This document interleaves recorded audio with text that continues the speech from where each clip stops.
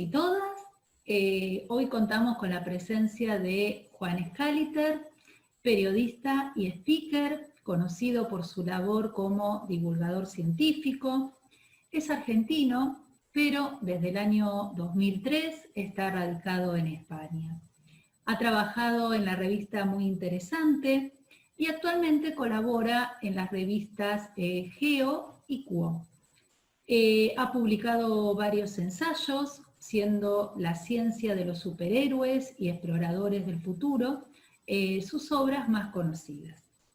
Pero Juan también es autor de unos libros que están en las bibliotecas de nuestras escuelas, que son Otra Caperucita y Anti-Cenicienta. Ahí Juan los va a mostrar para que los lectores los recuerden. Y bueno, por eso quisimos invitarlo en el marco de la jornada Educar en Igualdad, para poder conversar un ratito sobre algunas preguntas que nos hicimos con el equipo de maestros bibliotecarios de la zona B. Así que, bueno, bienvenido Juan, ¿cómo estás? Mariana, muchas gracias por la invitación, es un placer, la verdad. Gracias a vos por este ratito que nos dedicás. Y bueno, si te parece, empezamos con las preguntas. Bueno, muy bien, ahí Juan nos mostró los libros por los cuales queremos conversar un ratito. Y bueno, la primera pregunta apunta a ¿qué te llevó a escribir estas historias? ¿Por qué con los clásicos? Y si nos podés contar un poquito de qué tratan para aquellos lectores que a lo mejor no los conozcan. ¿Te parece bien? Me parece perfecto, me parece Muy bien. perfecto. A ver, la idea la idea de los cuentos surgió hace, no sé decirte, 6 años, 7 años aproximadamente, cuando hablé con Martín. Martín es uno de los editores de Chirimbote, justamente, y Martín me había entrevistado por el libro La ciencia de los superhéroes, y quedé en muy buena relación con él, hicimos una amistad virtual, al menos. Y cuando vi la colección de Antiprincesas, justo estaba trabajando en un reportaje sobre la parte antropológica de Caperucita Roja, el relato de Caperucita Roja, es decir, una niña que atraviesa un bosque o un espacio salvaje y se enfrenta a un animal, a un demonio, para llegar a casa de un familiar, es algo que se ve en muchas culturas. De hecho, con este formato hay al menos 60 Caperucitas Rojas por todo el mundo, desde relatos similares esquimales, en el desierto de Marruecos, en zonas tropicales de África, en Australia, en China, en Japón. Entonces le dije, Martín, ¿y si hacemos un cuento de... La propuesta inicial fue, ¿y si hacemos un cuento de el Congreso Mundial de Caperucitas? Y a partir de ahí fuimos hablando y elaborándolo, y la idea fue creciendo hasta producir este libro, que fue el primero de la serie. Claro, después vino Después vino otras Anti-Cenicienta. Anti-Cenicienta, y ahora estamos trabajando en 2 más. Ah, después nos podés contar un poquito. Nos Después podés anticipamos algunas cositas. Después anticipamos anticipamos un algunas cositas. poquito, Sí, me sí, sí. encanta, me encanta. Bien, y entonces contanos un poquito de qué tratan cada uno para los lectores que no las conozcan, las historias, a ver. A ver, el relato de Caperucita, de Otra Caperucita Roja, es el relato de una niña. Vamos a poner una cosa muy clara. A Sí. ver, ¿cómo puede ser que la abuela no se dé cuenta que hay un lobo? Que Caperucita no se dé cuenta que hay un lobo. Y que llega el cazador y es el único que se da cuenta. Había algo raro en ese relato, es decir, se ve enseguida que es un lobo, no hay tus ojos más grandes, hay que nariz más grande, hay que... No, es un lobo, Claro. cualquiera se da cuenta.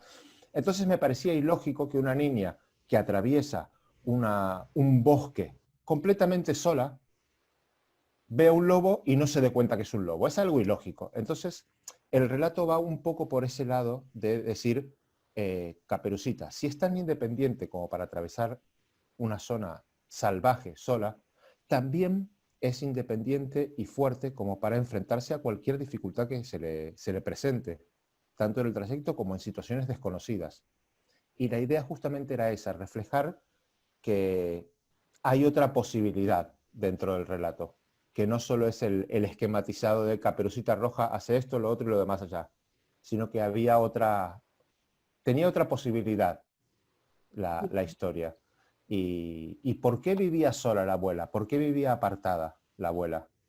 Esa también es otra parte del relato.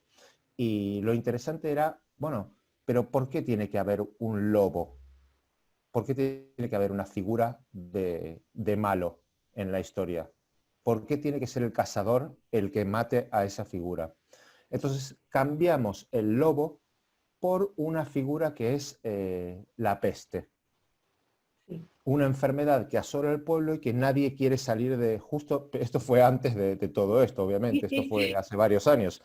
Pero claro, la historia ahora es muy actual porque es todo un pueblo que está encerrado por la peste y una niña que sale para ayudar a su abuela, en este caso. Tal cual, Y entonces tal cual. tiene un mensaje de actualidad en ese sentido. Y bueno, y luego se resuelve qué pasó con la peste y por qué el cazador tenía algo que ver con esa peste Bien, y bien, el bien. castigo que tiene.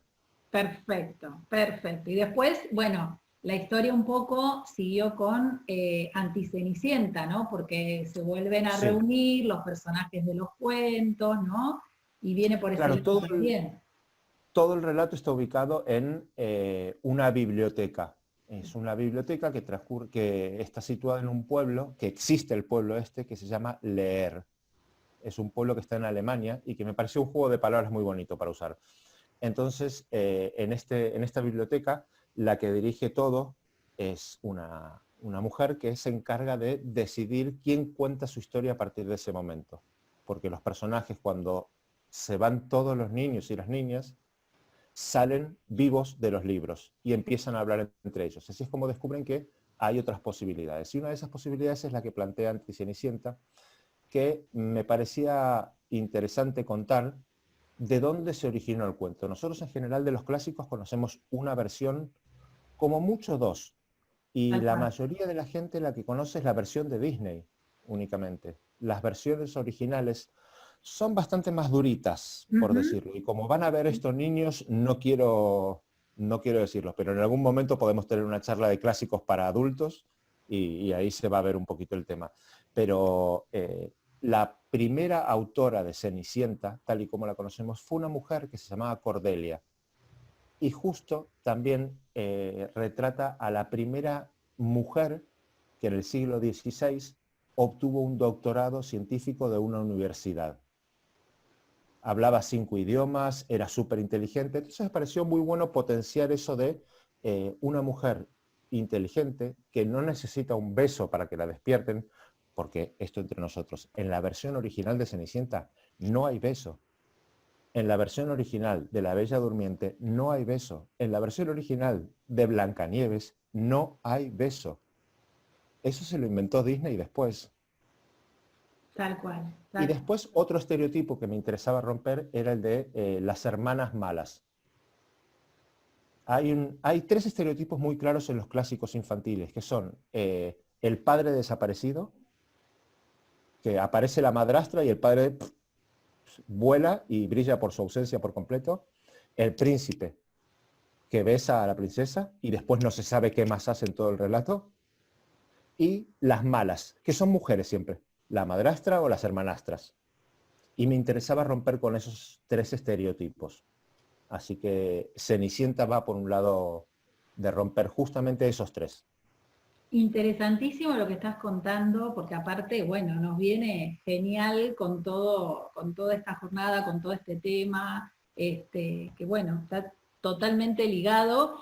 Y bueno, Claro. voy a ir a la próxima pregunta porque un poco ya me contestaste la que tenía que ver con la propuesta Perdón. editorial, ¿no? Pero me Uh -huh. parece perfecto porque, bueno, justamente fue así, ¿no? Vos, o sea, te acercaste con el editor, quiero, de Chirimbote, y bueno, y con él estuvieron pensando en esta colección, así que bueno, ya esa preguntita me la respondiste.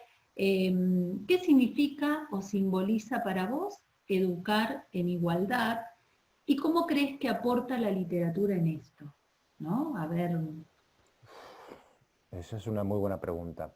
Yo tengo 3 hijos, dos niñas, en cierto sentido, porque una tiene 20 años y la otra tiene 7, y un niño, que tampoco es un niño porque ya va a cumplir 22 en diciembre, pero me parece que cuando se habla de educar en libertad y en este contexto, siempre se habla de educar a las niñas, y a mí me parece que eso es un concepto muy erróneo. Lo que hay que educar es a los niños.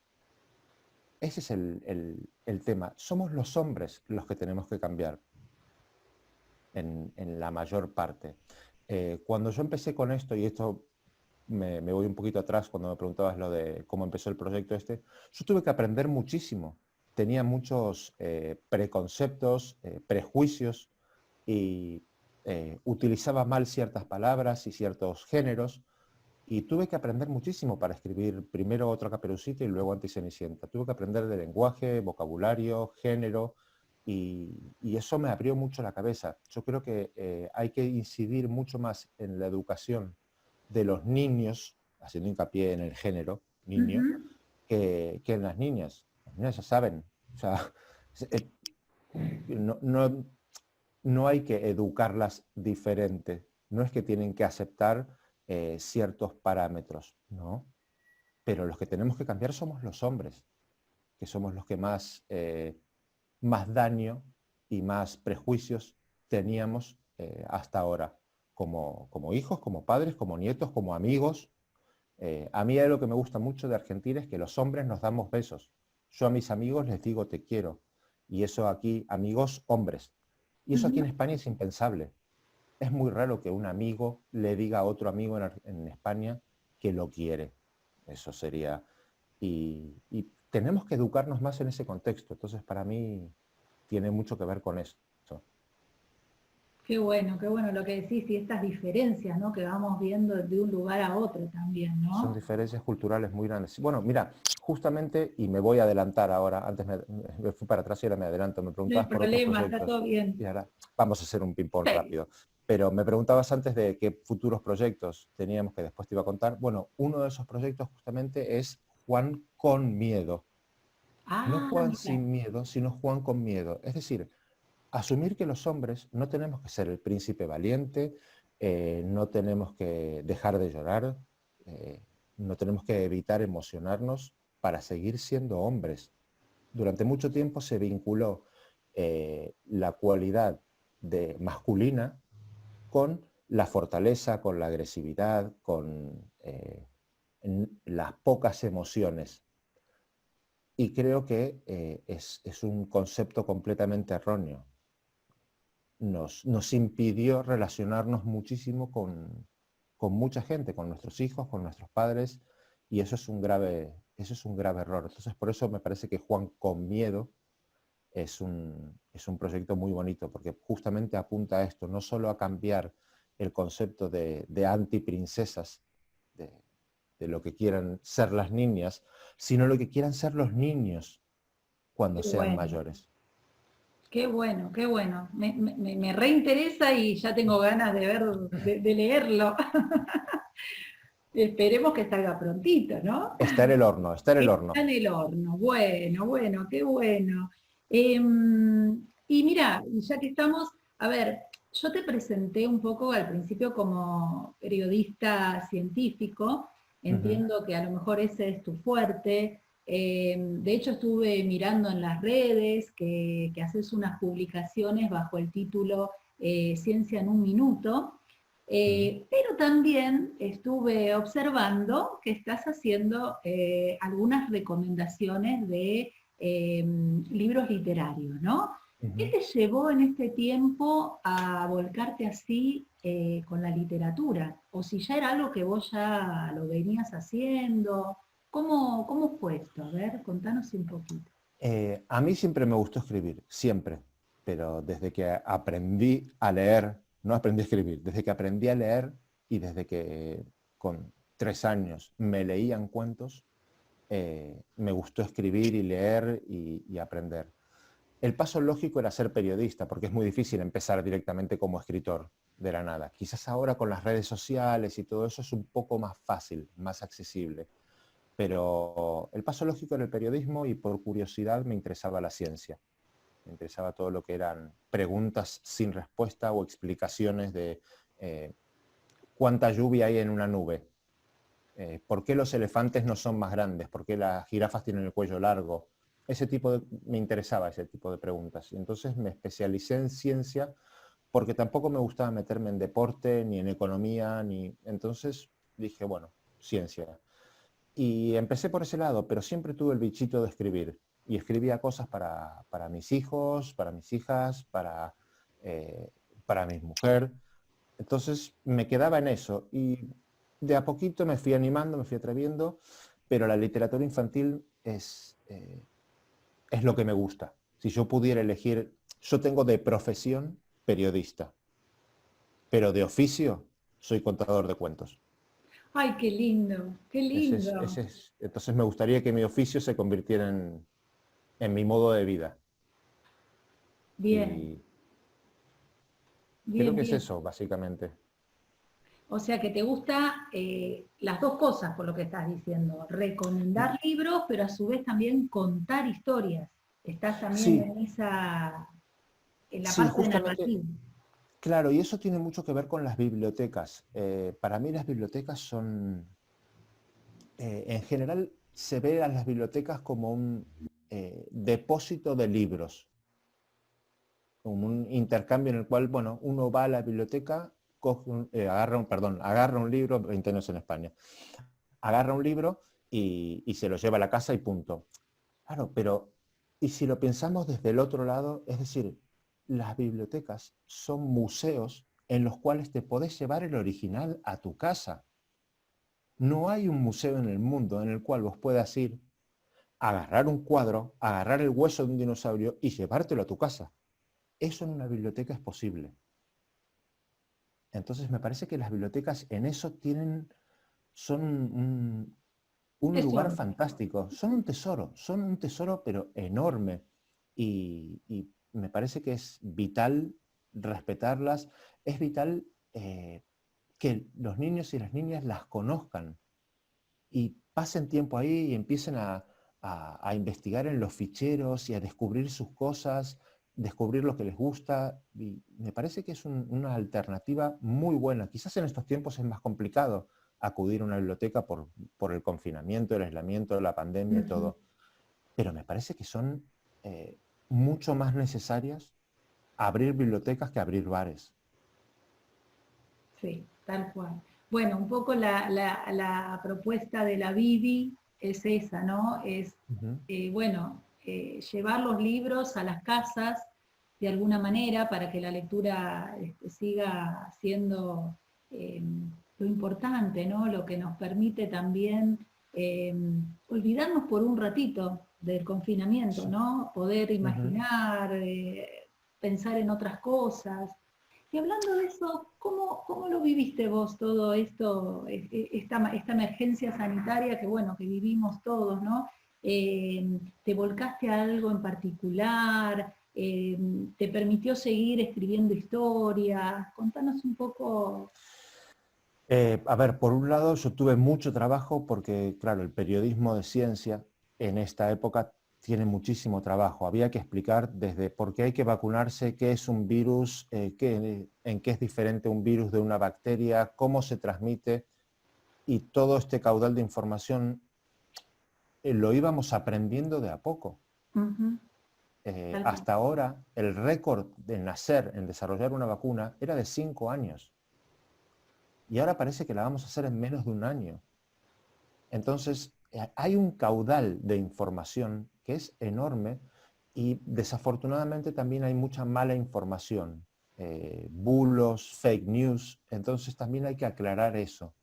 Es decir, no, las vacunas no hacen daño, no, las vacunas no te meten mercurio en vena como si fuera un termómetro que te lo tragas. Entonces es necesario estar informado. Y quizás para eso también, vuelvo a la pregunta anterior, tienen mucho que ver las bibliotecas. Las bibliotecas, así como en la escuela se aprende a leer, se alfabetiza, las bibliotecas son un lugar en el que se aprende a leer. ¿Y cuál es la diferencia entre alfabetizar y leer? Uno puede leer juntando palabras únicamente. Eso es la definición de alfabetizar casi. Pero cuando aprende a leer, se da cuenta que, por ejemplo, el traje nuevo del emperador, este libro en el cual el emperador se pasea en pelotas hablando mal y pronto por la calle, pensando que lleva una tela súper única del mundo, es una crítica a los monarcas de la época del siglo XVII y XVIII, que eran caprichosos, querían muchísimo dinero para sus arcas, querían comprarse toda la ropa del mundo, estaban en guerra constante con el reino de al lado. Entonces, ese cuentito que pasa por un rey tonto que pasea en pelotas es una crítica social terrible, del mismo modo que Manuelita la tortuga, cuando se va a París, no se va porque se va a París y es el templo de la moda, es un exilio y habla de una época argentina que fue muy difícil. Entonces, si aprendemos a leer, nadie nos puede decir qué tenemos que pensar. Y eso es lo más importante. Aprender a leer no es para ser cultos y para saber la respuesta de en qué siglo vivió Descartes. Es para Tal, aprender a pensar. tal cual, tal cual. Qué interesante todo lo que nos estás diciendo, ¿no? Nos deja también reflexionando, ¿no? Porque no solamente hablamos de, bueno, de lo que tiene que ver con el derecho a la igualdad, sino también la importancia de las bibliotecas, la importancia de la lectura y también la importancia del pensar, ¿no? De que la lectura Sí. nos permita pensar. Así que, y es todo lo que desde las bibliotecas, desde los maestros bibliotecarios y desde la escuela intentamos inculcar y llevar a cabo, ¿no? Así que Claro. interesantísimo, la verdad. Bueno, Juan, te voy a pedir para ir un poco cerrando esta entrevista, que nos digas a ver qué mensaje nos darías a los usuarios de la Biblioteca Distrital Digital, a modo así como de cierre, ¿qué te gustaría decirnos? Uf, a mí me parece que las bibliotecas, justo ahora que estamos haciendo un Zoom, las bibliotecas permiten hacer un Zoom con Pitágoras, permiten hacer un Zoom con Marie Curie, permiten que se haga un Zoom con gente que ya no está viva, pero con la que sí podemos dialogar, o al menos escuchar qué nos tienen que decir. Eh, Me parece que los libros son, en ese contexto, un tesoro, como decíamos antes, que tiene que ser preservado y, y que las bibliotecas son fundamentales para el desarrollo de la persona y no puede haber una alternativa diferente, no puede existir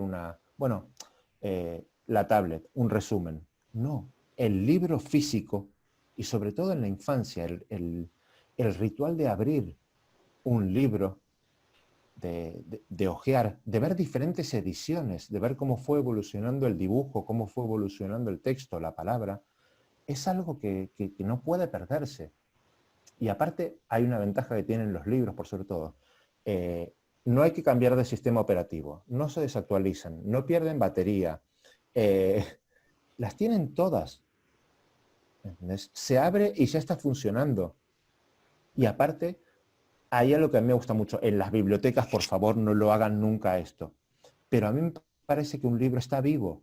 Y cuando yo me compro un libro que me gusta mucho, lo subrayo, hago notas al pie, eh, lo releo 5 o 6 veces y cuando releo y veo lo que subrayé hace un año, digo, qué bueno esto, pero qué raro que no me haya fijado en esto En otro. esto otro, tal Porque cual. el libro, claro, el libro va cambiando con nosotros también, en cierto sentido. Pensar que el Exacto. libro es un objeto inanimado y muerto y que no evoluciona es mentira. Los libros evolucionan. Lo que pasa es que evolucionan con nosotros, con nuestra forma de pensar. Y eso es lo bonito, porque es como si tuviéramos un amigo o una amiga siempre de nuestra mano que cuando estamos pensando en otra cosa dice, hey, ¿y esto por qué no lo vi antes?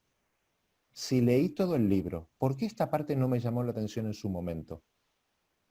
Y eso es algo que nos pasa mucho a los que subrayamos libros, y creo que somos todos, los que Sí, subrayamos los libros en casa, en la biblioteca Luca, por favor. en casa, tal cual, porque los de la biblioteca nos pertenecen a todos. Imagínate si subrayamos todo, ¿no? No, no, no, No, no. no, Los que compramos, no en casa, los que los que tenemos, los que compramos. compramos nosotros. En casa Exacto, no se subraya libros que no sean nuestros. exacto, porque también tenemos libros que a veces nos pueden prestar, ¿no? Ujú. Entonces es verdad eso, los personales, los que son nuestros, exactamente. Exacto, exacto. Bueno, Así que Juan, realmente fue un momento hermoso, muy enriquecedor. Te damos las gracias por el tiempo que nos dedicaste, por tus palabras, por tus reflexiones, que vuelvo a decir, que fueron más allá de lo mejor de la jornada Educar en Igualdad, pero que también tiene que ver con esto, ¿no? Porque sí, tiene muchísimo. vamos a hacer otras, si querés, de educar en igualdad, porque me fui por las ramas, me fui por las No, ramas. pero ¿querés Hay decir partes del algo más? argentino que no se me borraron. ¿Eh? ¿Querés decir algo más al respecto? No, no, creo que el concepto básico de educar en igualdad tiene que ver con destruir ciertos mitos, que es lo que estábamos hablando antes con Caperucita y con Cenicienta y con otros relatos. Educar en igualdad tiene que ver con, no es esto de darle a todos las mismas posibilidades, sino de mostrar las diferencias, porque todos somos diferentes, independientemente del género. Somos todos diferentes, afortunadamente. Y tiene que ver con, bueno, somos todos diferentes y ahora nos aceptamos, porque yo acepto y me aceptan a mí también. Tal cual, tal cual. Estamos hablando de eso, de respeto, de empatía. Son valores que son fundamentales en la educación, en la crianza, como padres, madres y también como hijos e hijas. Aparte las diferencias también nos enriquecen. Eso es lo que tiene Exactamente, de lindo, ¿no? exactamente, Bien, exactamente. Diferencia no quiere decir ni diferencia ni distinto, no quiere decir algo malo, quiere tal cual. decir algo que aporta más todavía. Exacto. Es otra forma de pensar, otra forma de ver las cosas. Nos puede ayudar a evolucionar mucho, como el libro que decíamos antes de que vemos algo que antes no habíamos visto. Una persona que piense distinto de nosotros nos muestra otro lado. Es como aprender otro idioma, pero es aprender otra persona. Tal cual, tal cual. Bueno, gracias, Juan. La verdad que muchas, muchas gracias. A ustedes Eh, por el trabajo que hacen. Te vamos a tener en cuenta para hablar de los clásicos, ya que Cuando quieran, nos cuando quieran. encantaría, mira, nos encantaría. Así que, bueno, los y las invitamos a que sigan visitando la Vidi, a que sigan viendo las propuestas que hay, las lecturas, las reflexiones, estas entrevistas. Y bueno, y nos vemos en la Vidi, porque leer abre mundos, leer es tu derecho. Muchas, pero muchas gracias, Juan.